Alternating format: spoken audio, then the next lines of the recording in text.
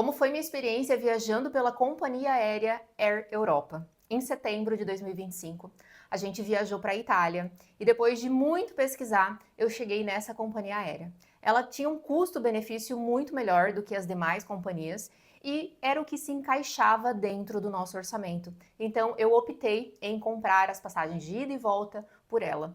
Porém, eu confesso que depois que eu fiz a compra, eu fui inventar de pesquisar nas redes sociais um pouco mais sobre ela e fiquei com um pouco de receio. Esse receio só passou mesmo a hora que eu coloquei o meu pezinho dentro do avião.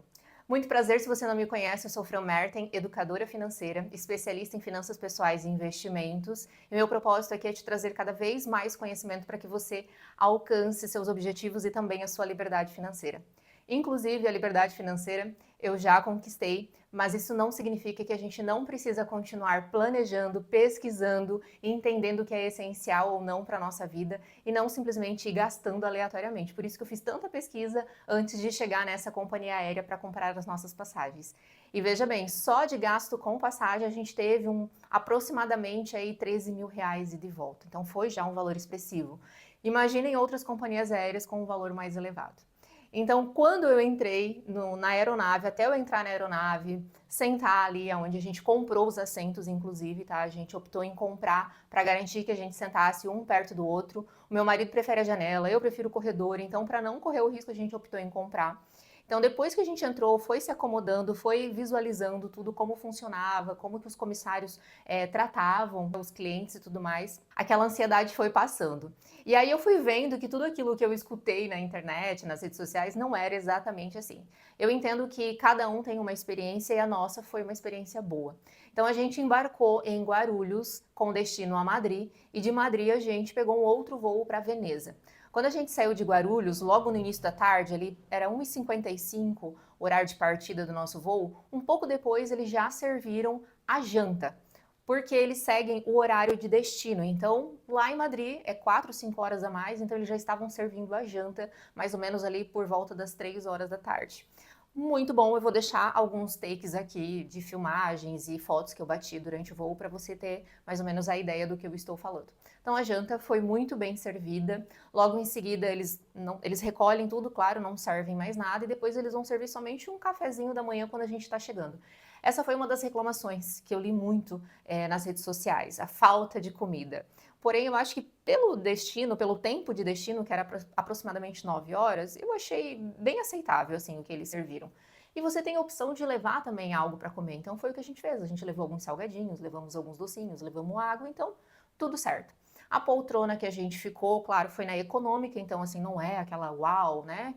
Poltrona super confortável, mas foi muito bom.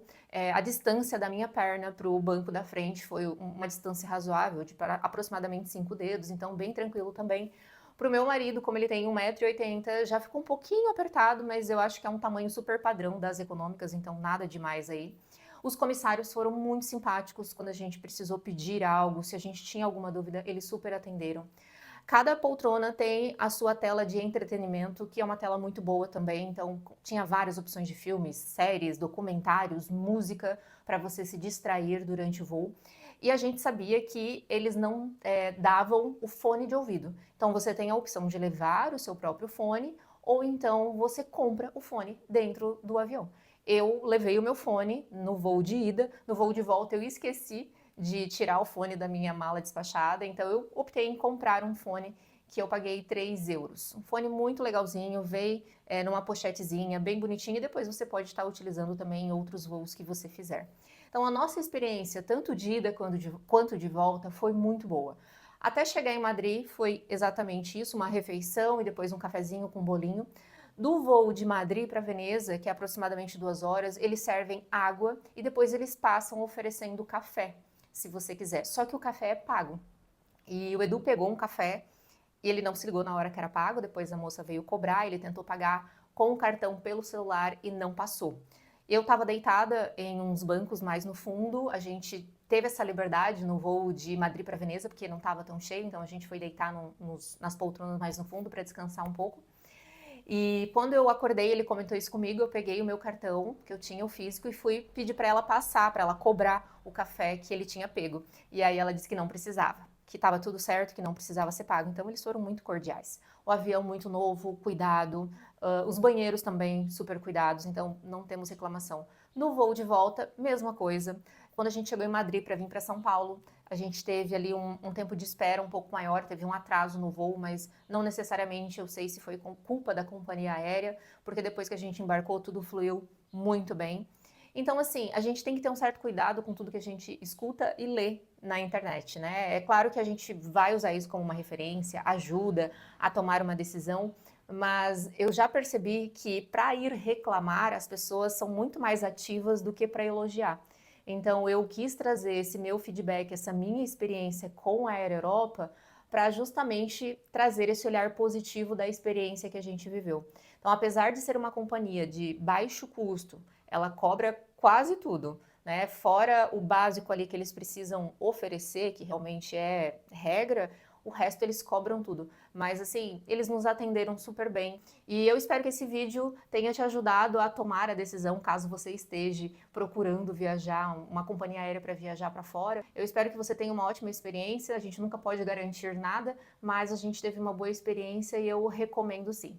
Se você ainda não é inscrito nesse canal, peço que você se inscreva, deixe o seu like, compartilhe com algum amigo, que toda semana a gente tem vídeo novo aqui para te ajudar a potencializar os teus investimentos, organizar as finanças, para que você consiga aí cada vez mais crescer financeiramente. Até o próximo vídeo.